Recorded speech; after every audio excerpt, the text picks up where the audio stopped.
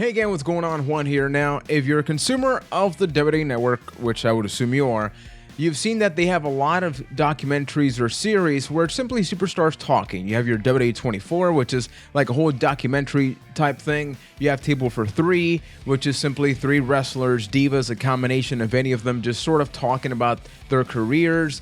You have the Stone Cold Podcast. Now the WWE has added yet another series that is in the same spectrum where it's simply guys talking. And throughout history, if you read a book or hear a podcast from a wrestler, a lot of times their best stories come from things that happen on the road, either playing different games or different stops. And I guess the WWE thought it would be a good opportunity for the network to sort of provide something like that. And that's where WWE Ride Along comes along. See what I did there? Now, in the first episode, they have two different groups. One of them is The New Day. The other one is Dolph Ziggler and The Miz. They're leaving from the WWE TLC pay-per-view. And it's a 20-minute series and a 20-minute episode overall. I'm not sure if they're going to vary by length per episode. I assume not.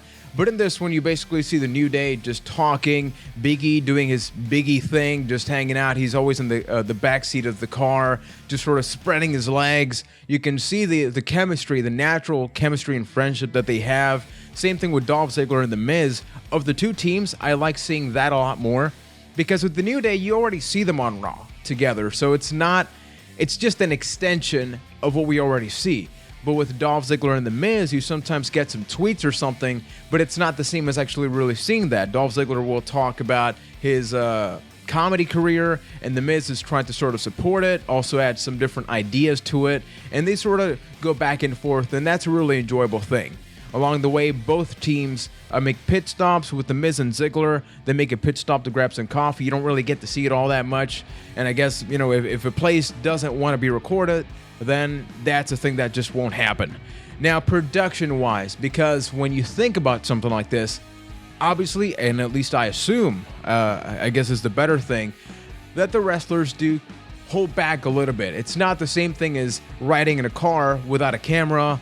Something may go up on the network, but in this case, stuff is going to go up on the network. They have GoPro cameras, or what I believe are GoPro cameras, on there, and you get to see all that footage. The quality is not all that great compared to other shows. I know a lot of talk shows now have this thing where they will sit with celebrities in the car, but it's really high quality. It almost felt like WWE was experimenting to see if this worked or not. I'm assuming the wrestlers also have way more control over this. Maybe they just hit record, because even though there were some outside camera shots, I don't get the feeling that they have this whole production crew, Total Diva style, just following all these wrestlers, because that doesn't really seem all cost effective. But the fact of the matter is that I had a fun time watching this. I'm not sitting here saying that this is something you absolutely just need to pause this video right now, go to the network and watch it.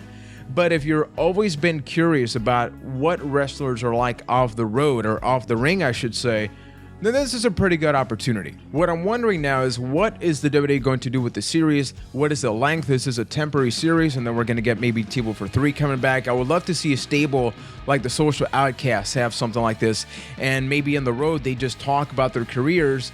But this is where, isn't a podcast better fitting for this? Because it won't be a natural conversation. It'll seem forced. Table for Three, as much as I enjoyed that series, I stopped watching the later episodes because you could feel like one of them was being fed a question and was asking it, and it was so perfect.